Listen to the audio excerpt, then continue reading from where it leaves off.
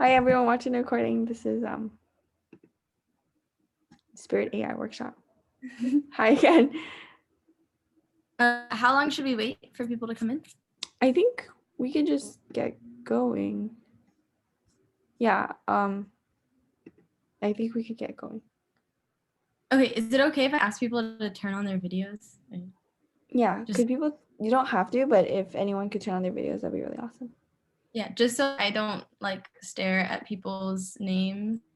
That would be great. It's just better if I know I'm talking to real human beings, but don't feel pressured. Yeah. That's it. Anyone else? We see two black screens interested? Okay, so I'm gonna start. Thank you guys for everyone who has shared their screen so far. Okay, so first, for a little bit of context, I'm from InspiritAI. It's a company started by some Stanford students, and now Stanford students just teach there, and I guess some other students from MIT, Harvard, some other schools like that as well. And basically our goal and our mission is to teach high school students how, to make their own neural networks, everything about AI, basically. So that's what I'm here today, is to talk about neural networks, computer vision, stuff like that, about InspiritAI. So for a little bit of context, hello. My name is Helena Vasconcelos. I am a sophomore at Stanford. Very broadly, I'm interested in philosophy times X, human-computer interaction and artificial intelligence. So I'm really interested in studying the psychology behind how people interact with AI agents. So it's that philosophy, psychology, computer science blend. So if you're interested in that, please feel free to reach out to me, because I'm always interested to talk about that. But without further ado, I will share my screen. So first of all, welcome to InspiritAI, or welcome to our workshop for this hackathon. And as everybody's coming in, please feel free to turn on your camera so I'm not staring at random letters on the screen. So thank you guys for whoever already have. So yeah, so today I'm going to be talking about computer vision. So this is the concept behind, and I guess I can present. Okay, so this is basically the concept of making computers see with deep learning. So we'll talk about what seeing actually means. But the outline of what we are talking about in this talk today is, first, an intro to computer vision. Second, how we actually get from images to numbers, because of course, computers don't actually see images. They see numbers, they see binary digits on, transistors, basically. And then we're going to be talking about neural networks, which, started this whole boom back in 2012 with, convolutional neural networks that allowed computer vision models to be very, very good. And then training a neural network, and kind of getting into some of the details behind how that actually works. So how do computers learn on their own? And so the big question is, so what is computer vision? And so I'm going to start off very broadly, just giving some applications of computer vision. So the big question is, how do we go from the things that we see, the input pixel data, basically from our cameras and our phones and everything, to things that computers can actually interpret? So of course, if you give a self-driving car an image or a video of the outside world, it's not actually going to understand anything unless you have taught it something. And what you need to teach it is the ability to detect certain things, ability to detect cars or stop signs or people, because of course you don't want to be, running over people. So those are very important. And so it starts with this basic concept that humans can look around and see a stop. This is meaningful to us. We understand that. And to drive a car, a computer also needs to get meaning from images, right?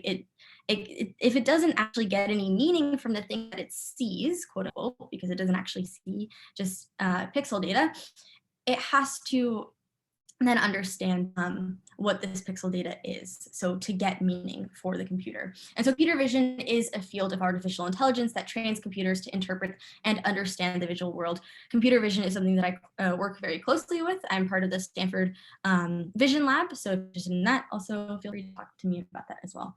So I want to first ask you guys, so I'll finally put up the chat, which seems to be very active, but I haven't been reading it. What examples of computer vision have I seen? So Tomas says open computer vision. Yes, I'm looking at these. If an AI injures somebody, who's responsible? Oh, I was talking about this earlier today. I actually took an entire class at Stanford called The Philosophy of Artificial Intelligence, and I had to write this like huge paper, like arguing like who's responsible and like, you know, the whole like AI self-driving car trolley problem. So that's, yeah, there's no right answer.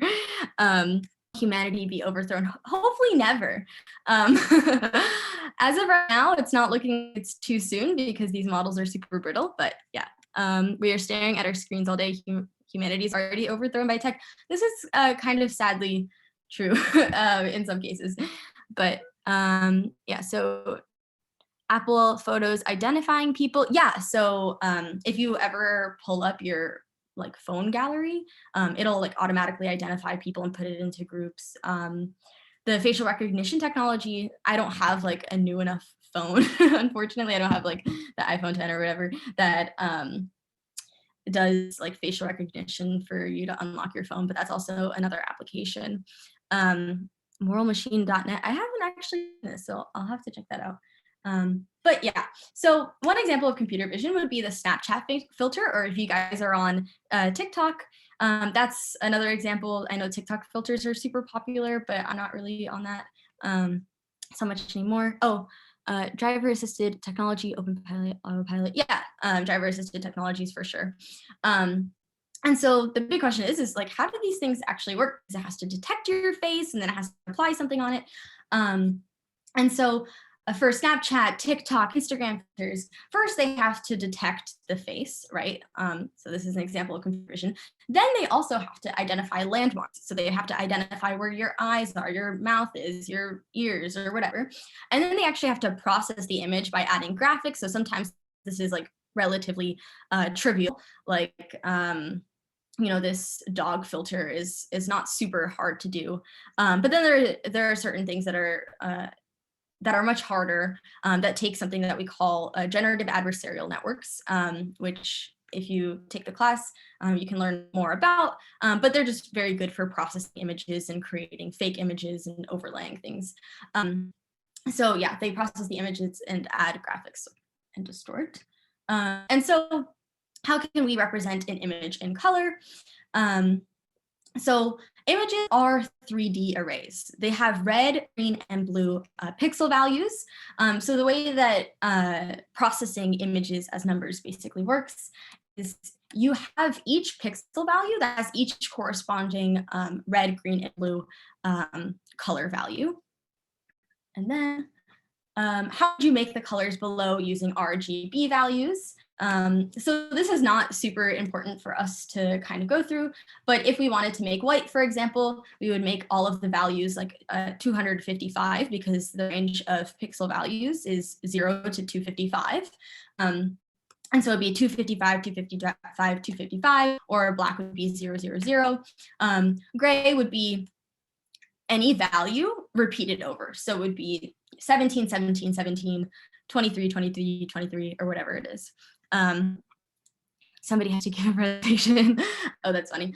Yeah, and then yellow would be 255, 255, 0, because you're setting the red, green, the Roy G. Yes, I always say it wrong. I always say RBG, which is wrong. The Roy G Biv values. So you would set the red and green values to 255, 255.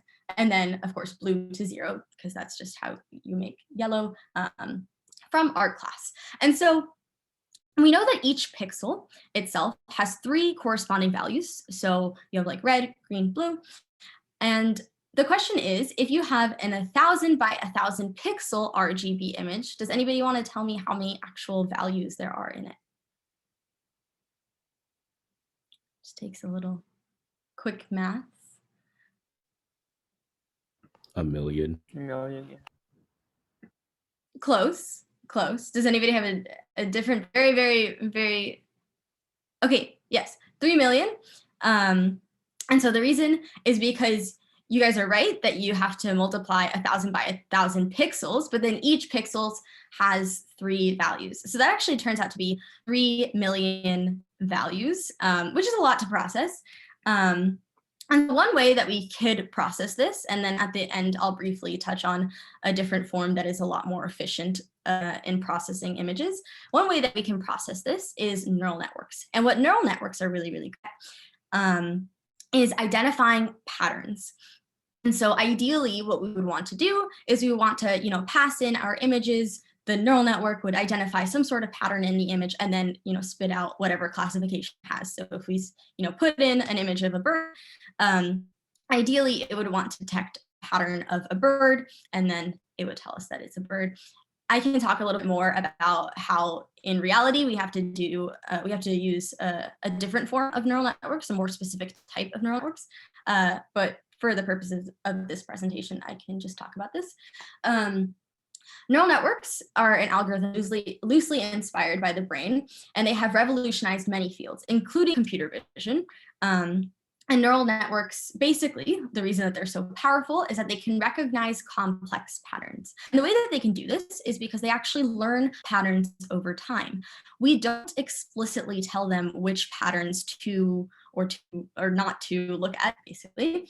And so this is just the inspiration. So from biology to computing, we have these dendrites, which are, supposed to be similar to the way that we take inputs. So here on the top, we have like our own neurons, and then we have our computational neurons, and we take inspiration from, having a nucleus in our neurons, and then your terminals, which are basically the way that we output things. And so it's not completely perfect. There are a few things in computer science that we kind of have to smudge a little bit. One example that I will talk a little bit more about later is this idea of propagation, which actually doesn't really have a lot of roots in biology. So we're trying to also, in research, trying to fix that problem as well. But I can talk about that a little bit later. So how does a neuron compute? So very broadly, we have this idea of having inputs, right? And we have to have some sort of weight attributed to the connections between the inputs and the neurons, right? So each input that you have and a certain neuron between the two has associated weights with it. So, maybe if that's certain input neuron and the one we're dealing with right now, the actual neuron that we're dealing with, do not have a strong connection between it. The weights are going to be different between two neurons that do have strong connections between them. So these are learned values over time. And I'll get into that more in a second. And then we have our neuron here, which then has activation functions, and then it outputs things. And again, I'll talk a little bit more about this in a second. So to understand this, super weird concept of what inputs and weights or, whatever they are, very broadly, we can talk about what do you consider when deciding, should I eat lunch right now? Not even thinking about it in computational, in a computational perspective. What would you guys consider if you guys had to decide, should I or should I not eat lunch right now? Okay, Lydia says, am I hungry? Yeah, I would definitely consider that. Terry says, is there food? Definitely. Yeah, you can't really eat if you don't have food. Is the food good? Yeah, that's important for a lot of people. Claire says pizza. Maybe that's super important. Am I doing something currently? Yeah, exactly. So our inputs are basically going to be these concepts, right? Of whether you're hungry, if the food's tasty, if you're allergic to something or not. And so we have our inputs, and here we're going to have binary inputs, just as a toy example. So we have I'm hungry, and we have it set to an input value of 1. So you're saying, yes, I am hungry. And then food's tasty, you're setting that input value to 1 as well. So you're saying, yes, I think the food is tasty. Then I'm allergic, you're setting that 0. So you're saying, no, I'm not allergic. But then we want to set some sort of importance, right? And so this is going to be our weight values. So what do you guys think the importance of the fact that you're hungry is? Super important, not important at all?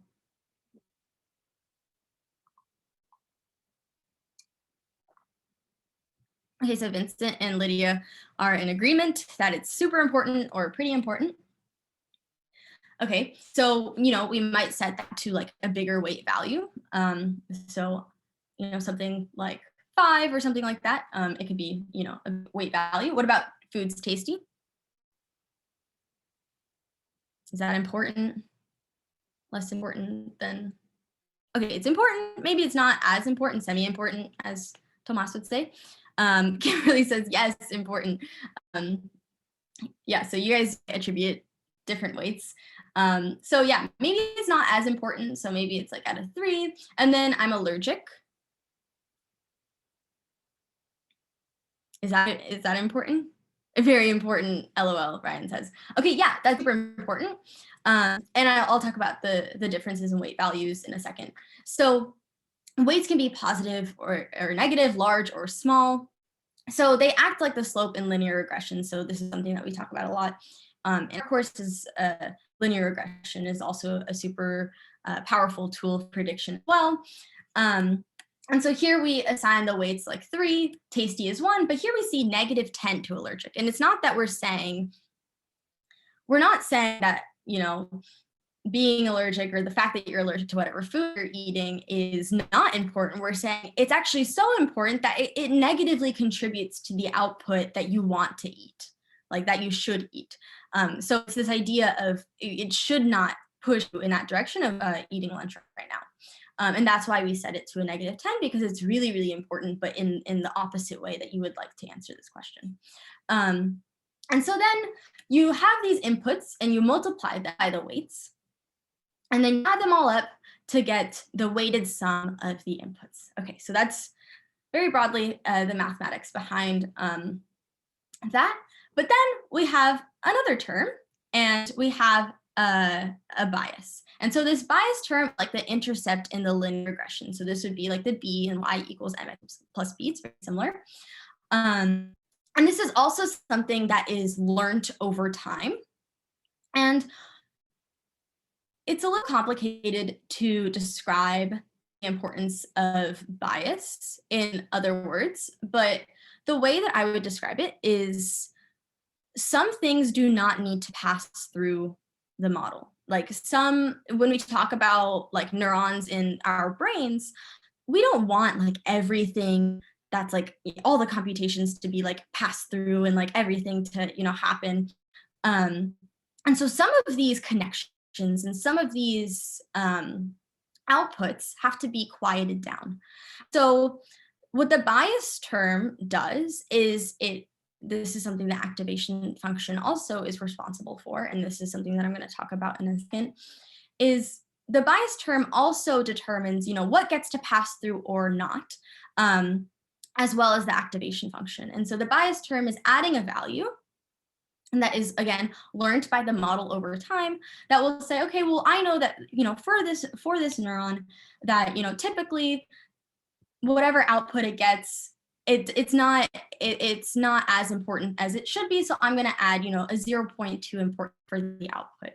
And that'll actually help some more things pass through to the output. Because then what happens is you have an activation function, which then takes output from the bias term. So now we have 4.2. So if you guys remember, we multiplied the input by the weights, and then we got 4, and then we added them all up to get 4, and then we added this bias term 0.2 to get 4.2.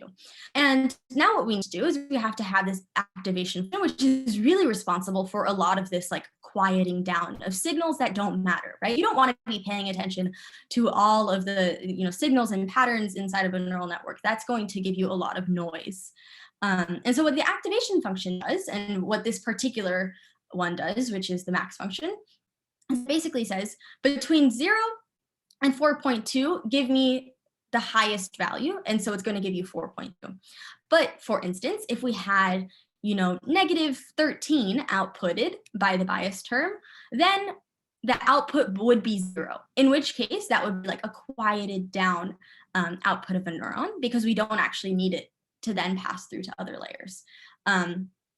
So that's also the inspiration and reasoning behind the bias term, because let's say we had something that was previously, outputted to 0, right? Like we multiplied the inputs by the weights, and then we added everything up. And then we added, and then we got 0, right? We got to 0. And then we add the bias term, and then we get 0.2. And then that'll actually allow information to pass through during the activation function, right? Because 0 between 0.2, 0.2 will get passed through, because otherwise you would just have a 0 term. So that's also a reason for having the bias. And so finally, you use the activation function that determines our output, how much of the signal goes through. With the max function, the output can be 0, no lunch, or positive lunch. There are different activation functions. There's like softmax activation and stuff like that, but we can't get into those details. So I want you guys to try this mathematics for yourself. And I know we kind of got through this super quickly. But if you guys will take a second to try this out. So first, give me this first outputted term, and then give me the term after applying the bias, and then give me the final output from the neuron.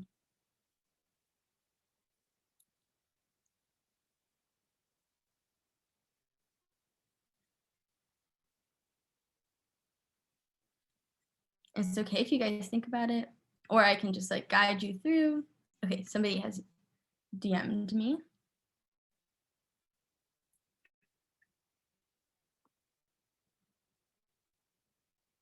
Okay,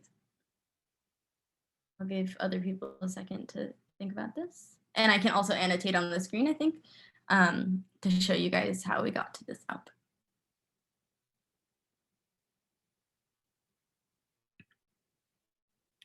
Okay, so some of you guys are landing on the answer. So we have an input of 1, you multiply that by 0.2, right?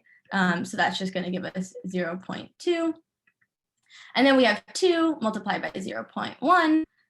So that's going to give us another 0.2. And then you have negative 1 times 2. So that's going to give us negative 2. And so that's going to give us negative 16, right? Just doing some quick addition. And then you add the bias term. So you will add plus 0.3, which will land on negative 1.3. And then you have your final activation function, which between the max of 0 and negative 1.3, you're going to land on 0. It looks like you guys already got that. But for other people who might not have. And so now we stack neurons into layers of different sizes. So in this case, this would be a certain neuron. So you would see like this is our input value. And then these are like the weights to that neuron. So to this particular neuron, you're getting all of these input values with all of these weights multiplied, and then all this stuff with bias terms. And then you're connecting them to other neurons. And then you have all these other neurons as well. So this is one layer, and then this is like the second layer. And then we would call these the input layers and then the output layers. I'm so sorry about my poor drawing. And then basically deep learning is adding more layers. That's basically what deep learning is. And so this is the basic architecture of a neural network. And so how can we use a neural network to classify an animal image? What are the inputs and what are the outputs? I want to ask you guys to put it in the chat what you guys think the input would be and then what the output would be, just to check understanding.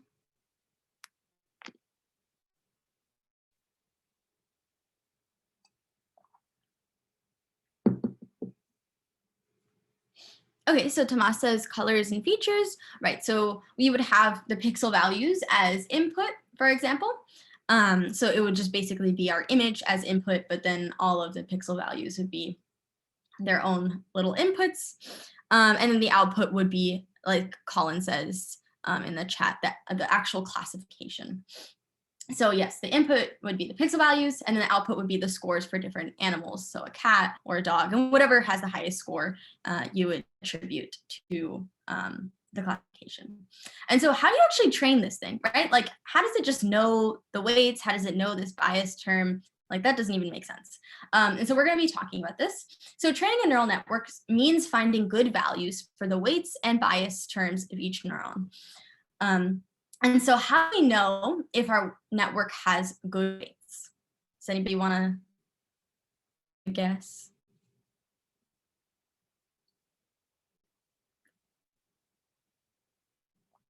Okay, Vincent says we test it. Yes. We need to test how well it actually performs on some input you give it. So when you're measuring a network success, we'll say, given this training data, which network is the best? Which one is the worst? So let's say we have this network 1, which outputs a 1.6 for a cat and 1.7 for a dog. Network 2 outputs a 2.0 for cat and 1.3 for a dog. And remember, I said we attribute the classification to whichever has a higher value. And then finally, network 3 gives 0.1 to a cat and 2.9 for a dog. Which one would you say is the best? Which one is the worst?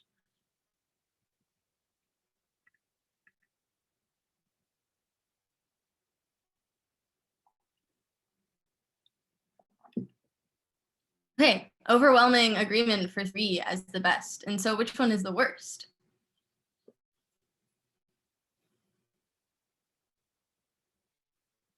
Okay, now we're seeing some 1s and 2s.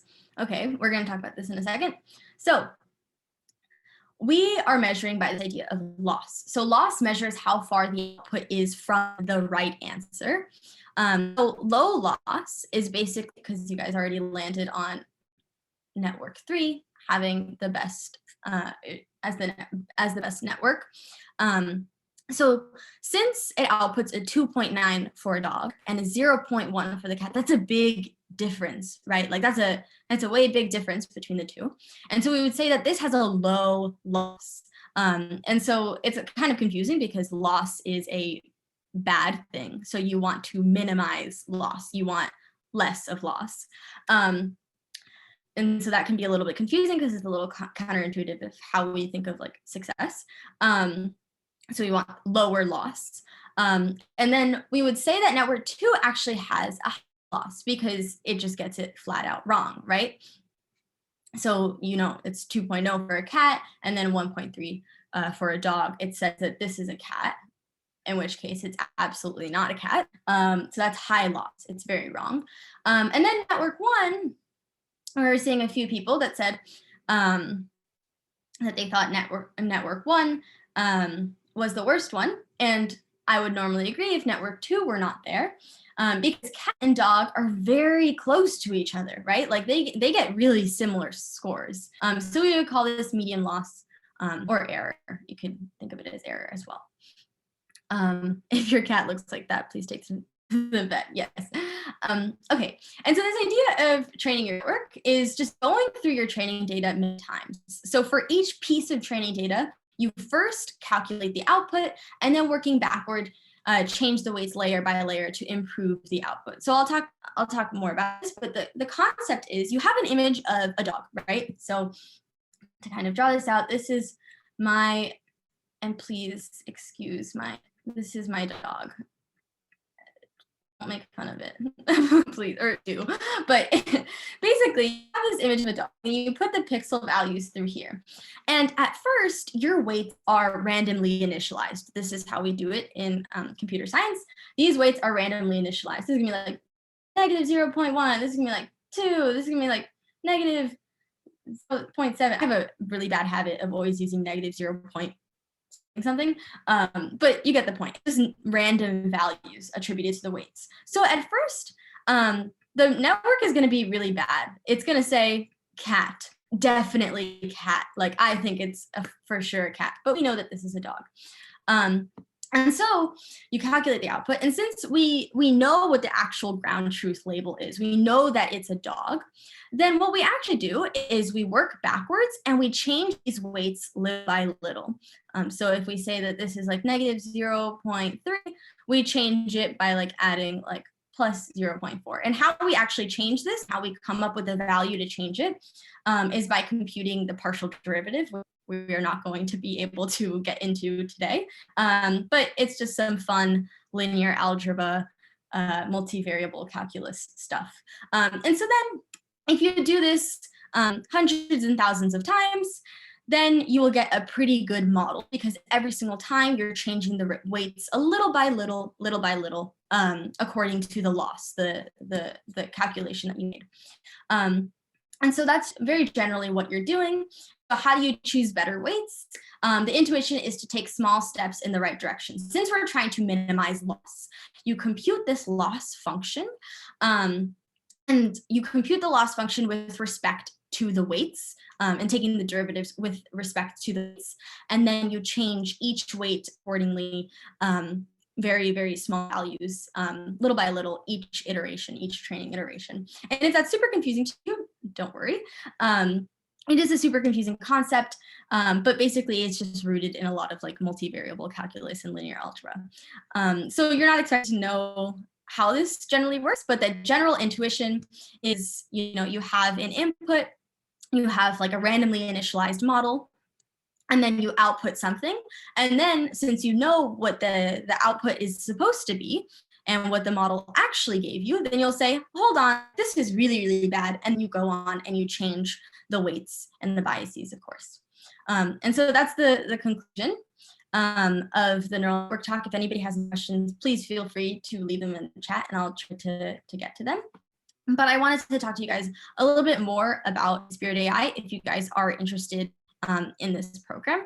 So InspiritAI is, like I said earlier, started and still run by Stanford students in computer science, management science. We have some people in like mathematics as well. And basically what we do is we like to teach you guys about, fun things like linear regression, logistic regression, computer vision, neural networks, and the sort. And I also wanted to address something that I said earlier, that neural networks are not the best algorithm for like directly interpreting patterns from images. Those are something called convolutional neural networks, which you also have the opportunity to learn at InspiritAI, or if you guys are interested, looking it up on like YouTube or something like that. There's a ton of resources on that as well. But convolutional neural networks are just a specific type of architecture for identifying patterns in images. So I didn't want to tell you guys that I was going to explain that and then not. So that's generally how that works. So that's super popular in the field. And so, yeah, basically InspiritAI is a program, and there's like two different general forms of how it takes. So we have like during the school year, there are programs where on like Saturdays and Sundays, it's like 2.5 hours a day. On either Saturday or Sunday, it's not both. And then that's for like 10 weeks. For the first half of the program, you learn about like, general machine learning topics. So like what is machine learning, neural networks, of course, natural language processing and all that sort. And then for the second half of the program, you have projects that you guys get to work on in like small groups with instructors. And this is all like, live and online. So you have like a group of like 5 students and 1 instructor. So if you guys are interested in InspiritAI, yeah, we can put more information in the chat as well. So yeah, I wanted to stop sharing my screen. Oh, some people say they're already enrolled in this program. The presentation on Monday is about CNNs. Oh, that's fun. Very fun. So first, I wanted to give any opportunity for you guys to ask any questions either about the program or anything I talked about today. And then we can move on for other stuff that we have planned. Does the training only change weights, or it can also change the layers or the structures of the networks? It changes the weights. That's what training does, at least for a basic neural network. and the biases. Maybe there are really interesting research proposal ideas where it also changes the layers and structures of the network. But yeah, where can we sign up for InspiritAI? Yeah, I can drop our link. It's just inspiritai.com. Did it just start? No, we're starting, have a program going on right now, but then we're also starting in another 5 weeks for Stanford's spring quarter. So we're on the quarter system, so it'll be starting in April, I believe, like the first week of April.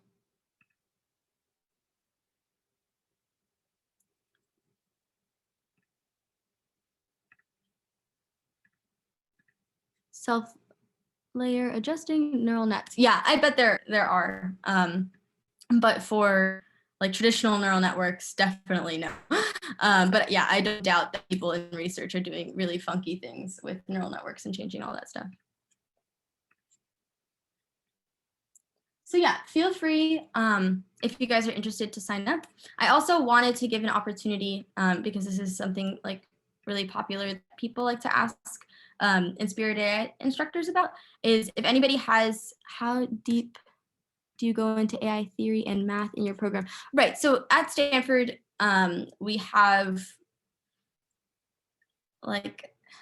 probably 60 different classes that are related to artificial intelligence.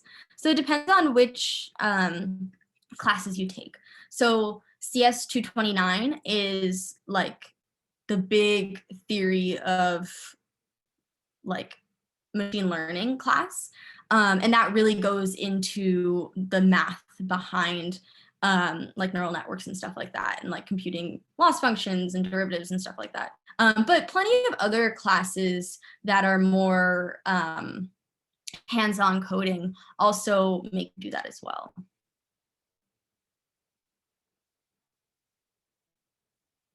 Yeah, I was talking about but well, that's super interesting. But in InspiritAI, what do students learn? Yeah, so for InspiritAI specifically, we don't go super in detail in the math because we assume that people are beginners. But if you're put into a more advanced group, your instructor might ask you or might tell you about it. And you said you were in the Vision Lab? Mm-hmm. Is it really competitive to get into? Or yeah. Yeah. Well, I would say so. I think that once you're a Stanford student, then it's better than if you're a visiting scholar or something like that. Because then you can have opportunities with PhD students and stuff. But I've heard of high school students also participating in Vision Lab stuff and helping. But yeah, I don't know. It's not as common. Okay.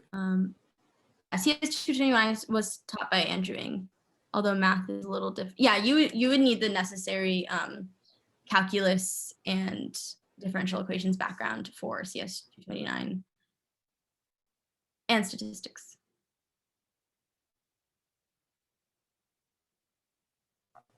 Does anybody have any other questions about that? Because otherwise, I know that usually for hackathon stuff, some people like to ask questions about Stanford stuff, which is why I was talking about AI theory into Stanford, which I like to ask.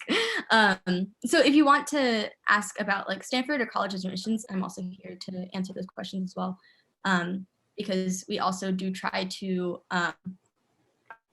alleviate some of the concerns and questions that people have about admissions and stuff. Okay. Well, there are a lot of classes available online, Stanford classes. Which one is your favorite?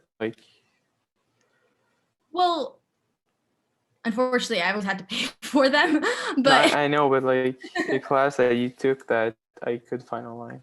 yeah. So a lot of them post publicly their course materials, like their syllabi, their lecture notes, even the code to do their assignments. So CS231N, I can put that in the chat.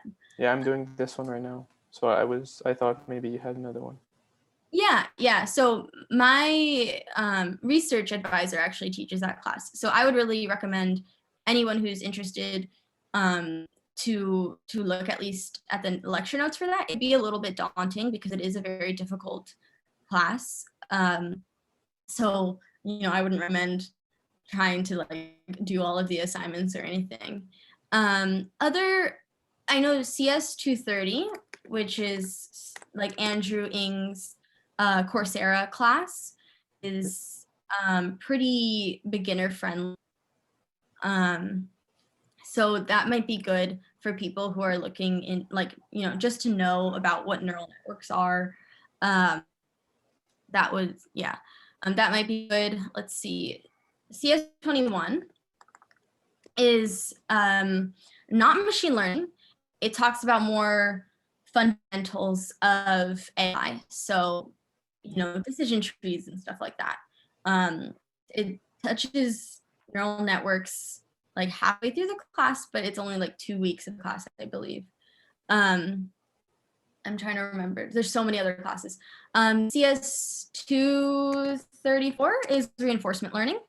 That's really well taught, and all of those lectures from winter 2019 are online.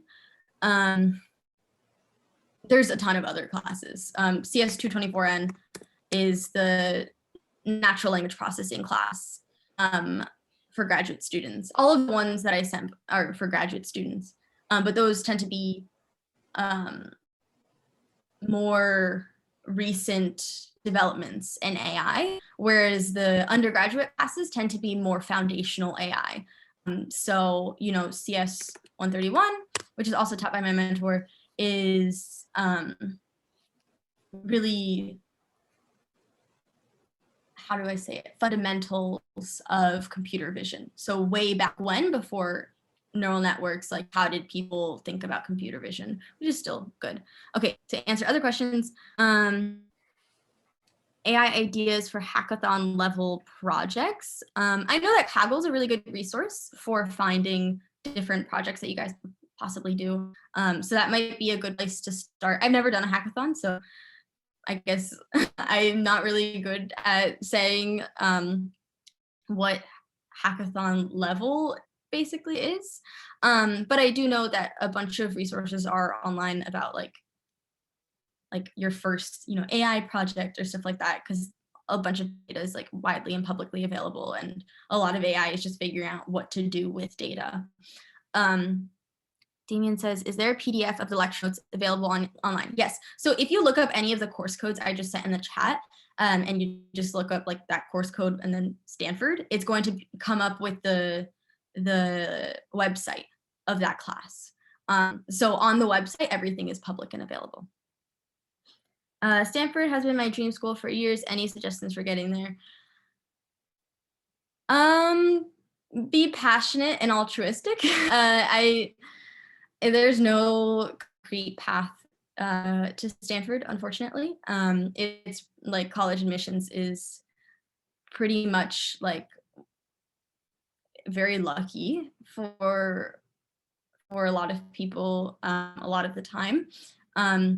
So I would just say don't just focus on academics, also focus on things that interest you, because ultimately each school has their own thing that they like, and Stanford really likes people who work really hard at things that are like rather unique. So that's like really broad, but I guess I could talk to my own experiences. My thing, riding horses. So I'm an equestrian, and I have been for a few years. And so I took that very seriously, but I'm not a recruited athlete. So I talked about my, accomplishments and things I've done in the equestrian world as part of my application. I think that really helped them contextualize the level of like grit and motivation that I had for doing certain things and achieving certain things. So that's the only true advice that I could give you. Is I would really recommend really caring about a certain thing or many certain things. You don't have to have just one thing, but many things, and being authentic about it, because I know some people are like, oh, this is the thing that's going to get me into Stanford, this is the thing that's going to get me into Harvard, and that doesn't exist. And admissions officers just really look for people who are just genuine, I guess. Do students with little experience in CS stand much of a chance of getting into Stanford? Yeah. So most of my friends in computer science never did computer science in high school. I barely did computer science. I did AP Computer Science A in senior year, and I don't think that they cared. And I would not recommend, like, I know some people are like, oh, well, I can't say that I'm interested in computer science if I'm not like a, level 1 hackathon person, or like, whatever it is. That's not true, because I put that I wanted my major to be computer science on my application, and it didn't seem to affect anything. I don't think they really care that much about it. Can you send me again that course code? Which course code? There's many in the chat. There's a bunch of different. It's all the ones that start with CS.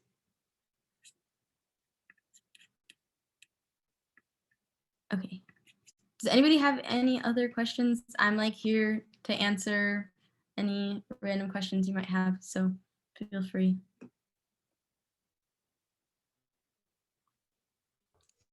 Can I talk through the mic instead of writing it? Yeah. So I won't be going to Stanford. I just graduated from high school. I'm from Argentina, and I know that I won't be going to Stanford because I was rejected. So I'd like to know if there is like a way to contribute to the project, even if like I'm not a Stanford student.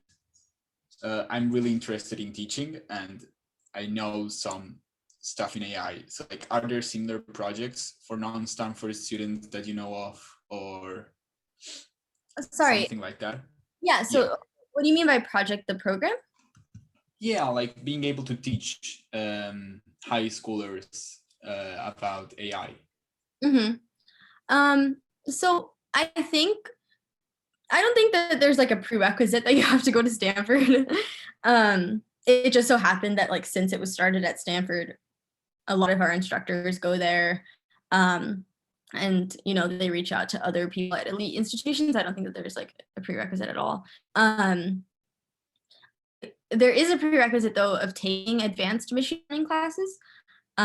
So I think the application to be an instructor is probably online on our website if you want to instruct. Okay. But it does come with the prerequisite of like taking advanced machine learning classes, like the ones I put in the chat.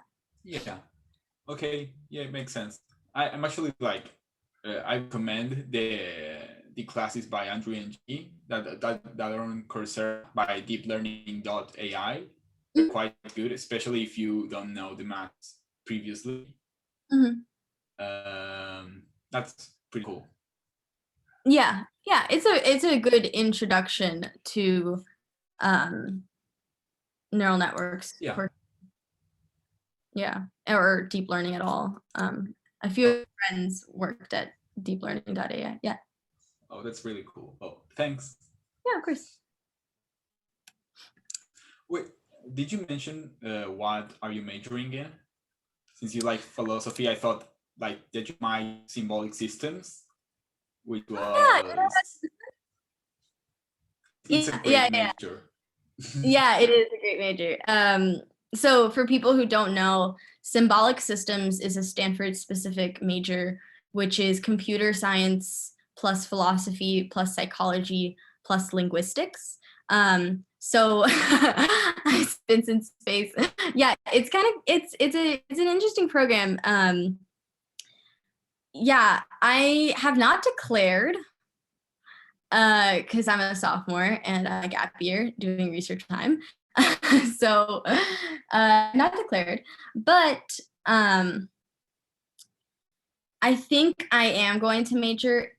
I don't know. I'm like super conflicted about majoring either in computer science or symbolic systems. It's really hard for me because SimSys is definitely more up my alley, but I'm way more in tune with computer science like classes. So I don't know.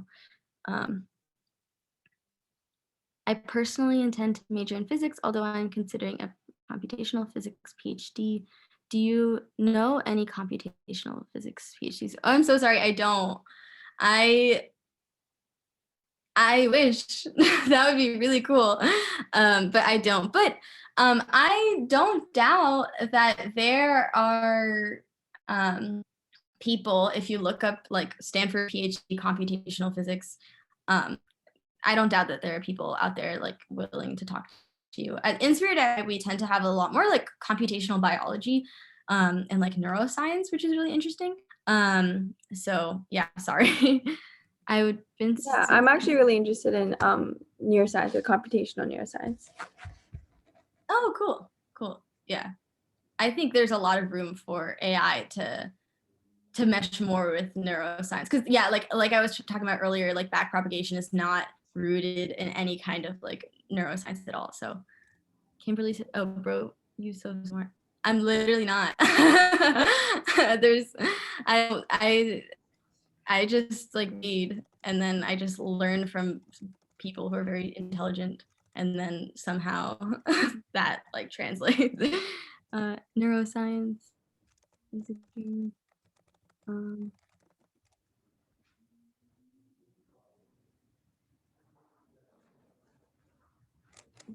Current computational biology. Oh, that's cool. Okay, yeah. So if nobody has any other questions, like we can end here. Yeah, it was super nice to talk to you guys. Thank you guys for having me. Yeah, thank you so much for being here. It was really awesome to have you here and listen. And it's awesome to hear that like you don't have to like be some insane like guru to. That was kind of. Totally not. Totally not. Yeah, I would really recommend just like